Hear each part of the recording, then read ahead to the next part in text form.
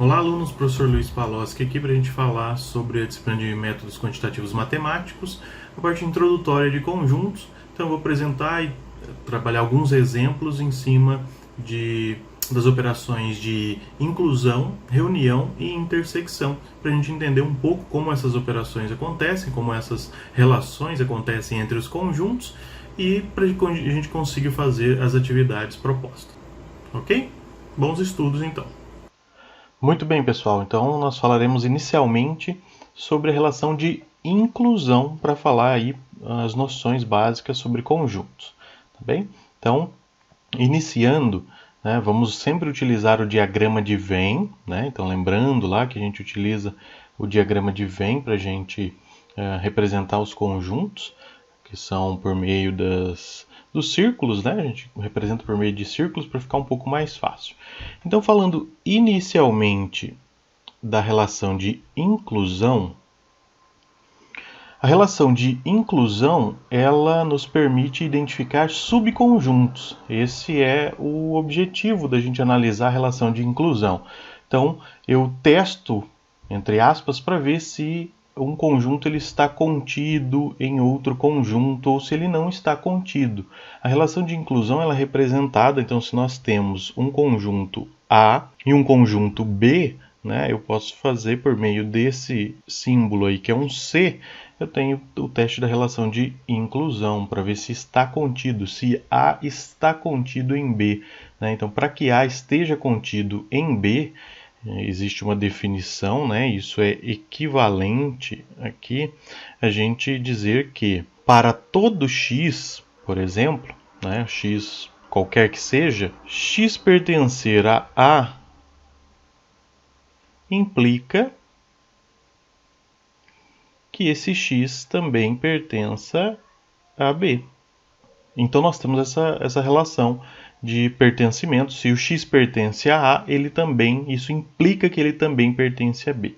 Visualmente nós podemos representar essa relação de inclusão do conjunto A no conjunto B, então é como se nós tivéssemos um conjunto B aqui, maior, e dentro desse conjunto B nós tivéssemos o conjunto A, então contido em B, contido no conjunto B.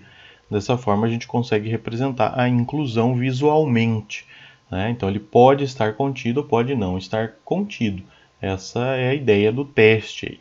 Um exemplo numérico. Então nós temos, por exemplo, um conjunto A que ele é formado pelos elementos 1, 3 e 5, e um conjunto B formado pelos elementos 0, 1, 2, 3, 4 e 5.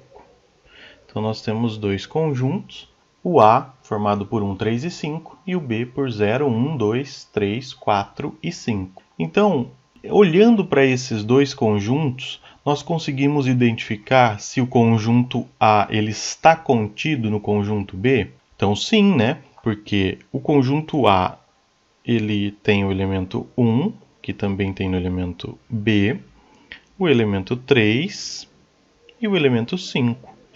Então, o conjunto B ele é um conjunto maior, porque ele contém mais elementos, e o conjunto A ele está contido em B, pois todos os elementos do A estão ali dentro também do conjunto B. Então, nesse caso, sim, A está contido em B. Ok?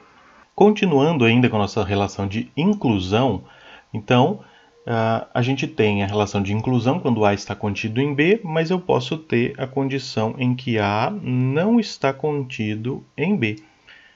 Isso se nem todos os elementos do A também pertencerem ao conjunto B. Então, nesse caso, fazendo a mesma definição lá, isso é equivalente a gente definir, então, que existe pelo menos um elemento x que pertence ao conjunto A, tal que esse x não pertença ao conjunto B. Então, se essa condição for satisfeita, ou seja, se existir pelo menos um elemento do conjunto A que não pertence ao conjunto B, então esse conjunto A não está contido no conjunto B. Se a gente fizer de uma forma visual, então eu tenho o meu conjunto B e o meu conjunto A com alguns elementos aqui fora do conjunto B. Então não são todos os elementos do conjunto A que pertencem ao conjunto B, ok? Então, nesse caso, não estaria contido. Um exemplo numérico para a gente entender isso, então tenhamos aqui o nosso conjunto A, formado por 0, 2 e 4, e o conjunto B, por exemplo, formado por 1, 2, 3, 4 e 5. Nesse caso, se a gente olhar, por exemplo, o conjunto B, ele tem o elemento 2, que também tem no A, e o elemento 4, que também tem no A. Contudo, o conjunto A ele tem o elemento 0, que não está aqui, ele não pertence ao conjunto B. Então, nesse caso, o conjunto A tem um elemento que pertence a ele, contudo, esse elemento não pertence ao conjunto B. Dessa forma, o A não está contido em B. Ok? Então, essa relação de inclusão que a gente acabou de ver. Passamos agora para a nossa relação de reunião. Então, a gente analisa agora a união de A com B, dois conjuntos, é a união dos dois conjuntos. Definindo a união de dois conjuntos, temos que essa união vai ser composta por x, tal que x pertença a A, ou esse mesmo x pertença a B, ao conjunto B. Então é um conjunto formado pela união dos dois conjuntos. Se a gente pegar lá o diagrama de Venn, então eu tenho um conjunto B e um conjunto A. E a união desses dois conjuntos vai ser todos os conjuntos que pertencem a um ou ao outro conjunto. Todos os elementos que pertencem tanto a um como o outro conjunto. É como se eu juntasse todos esses elementos. Pegando um exemplo numérico para a gente entender, então tenhamos lá o nosso conjunto A, por exemplo, formado por -3, -2, -1 e 0, e um conjunto B formado por -1, 0 e 1. Qual seria a união desses dois conjuntos? Então, a união de A com B seria -3, -2, -1, 0 e 1. Então, notem que eu não repito, né? Por exemplo, o -1 aqui no A e o 0 no A também constam no -1 do B e 0 do B. Então, eu não repito os elementos são únicos. Então, eu só acrescento aqueles que são diferentes. Por exemplo, o 1 do B é o único que não tem no conjunto A, né? Enquanto que o -2 e o -3 também não tem no conjunto B. Então, é como se eu unisse esses dois conjuntos, formando um grande conjunto só, que é a união do conjunto A e B. Por fim, nós temos a intersecção.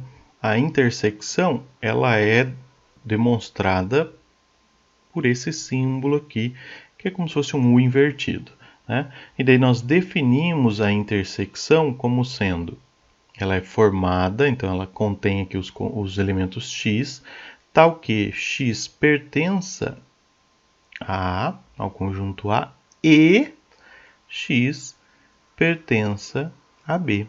Agora, diferente da reunião, em que era ou, né, pertencente ao conjunto A ou ao conjunto B, agora os x que vão formar a intersecção, eles têm que pertencer ao A e ao B ao mesmo tempo. Então, se a gente pegar o diagrama de Venn, nós temos aqui o conjunto B, o nosso conjunto A E quais são os elementos que vão formar a intersecção? Os elementos que são comuns aos dois conjuntos, né? Então, esses são os elementos que formam a nossa intersecção, ok? Então, para a gente identificar isso com um exemplo numérico, consideremos aqui o conjunto A, formado pelos elementos -3, -2, -1 e 0, e o conjunto B, formado pelos elementos -1, 0 e 1. Qual é a intersecção desses dois conjuntos? Então, a intersecção entre o conjunto A e o conjunto B vão ser aqueles elementos que pertencem aos dois conjuntos ao mesmo tempo. Então, quais são esses elementos? O -1 e o 0. Os demais não pertencem. -3 e -2 pertencem somente a A, mas não a B. E o 1 pertence somente a B e não a A. Então, a intersecção entre esses dois conjuntos é formada pelos elementos -1 e 0. Correto? Espero que tenham compreendido. Qualquer dúvida, fico à disposição. Bons estudos e obrigado.